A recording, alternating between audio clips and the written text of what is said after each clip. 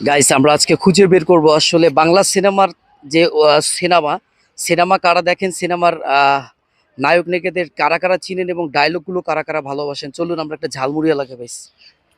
মামা কেমন আছো? ভালো।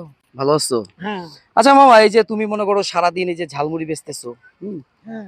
তবে এই কাজটা কেউ করবেন না। এসেই কথা বইলা না বইলাই এই যে মনে করেন ঝালমুড়ি আর একটু ঝালমুড়ি দিয়ে মুখে দেওয়া, এটা ঠিক না।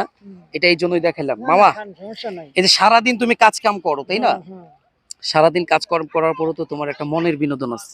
অবশ্যই, তোমার মনটা চায় না যে আসলে একটু বিনোদন করি, একটু আনন্দ করি, একটু ভালোবাসা? অবশ্যই।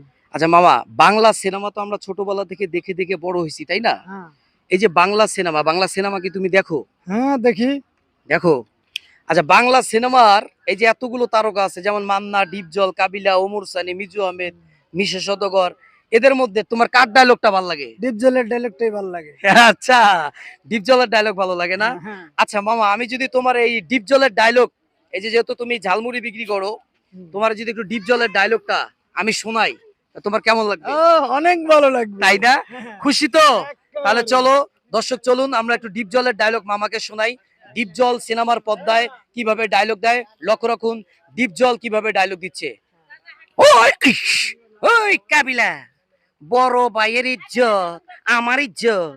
ওই আমার নাম উঠলে বাঘে ছাগলে এক ঘাটে পানি খায়। ওই পাবলিক পাইরা ম্যাগের এই দুনিয়া, এই বাংলাদেশে উন্নতি করবার চাইলে এই যে জালবুলিওয়ালারে কর্মসংস্থানের ব্যবস্থা করে দিতে হইব। যুব সমাজ রে কর্মসংস্থানের ব্যবস্থা করে দিব। ম্যাগের পাবলিকরা ভাত পায় না, আর দেশের কোটি কোটি টাকা বিদেশে পাচার হইতাছে। ওই ম্যাগের সামনে আইতাছে নির্বাচন। ওই পাবলিক পাইরা চোখ কান খোলা রাখবেন, হিসাব নিকেশ করে চিল মারবেন। মামা ঠিক আছে তো? অবশ্যই। ভাল লাগছে? ভাল লাগছে। খুশি তো মামা? খুশি, খুশি। বিনোদন প্রেমী বন্ধুরা, ফেসবুক, ইউটিউব, টিকটক যারা নিঝুম সরকার শিল্পী দেখছেন, বেশি বেশি করে লাইক কমেন্ট করে আমার পাশেই থাকুন। এরকম বিনোদন নিয়ে আপনাদের মাঝে আসছি। আর ইতিমধ্যেই টিকটকে যারা আমাকে ভাইরাল করে দিয়েছেন, আমি তাদের উদ্দেশ্যে বলি, আমি কোনো পারফরমেন্স, আমি আমার কণ্ঠ ছাড়া, আমার নিজের ব্যক্তিত্ব কন্টেন্ট ছাড়া আমি টিকটকে বা ইউটিউবে ফেসবুকে দেই না, কোনো গানের সাথে মুখ নড়াই না।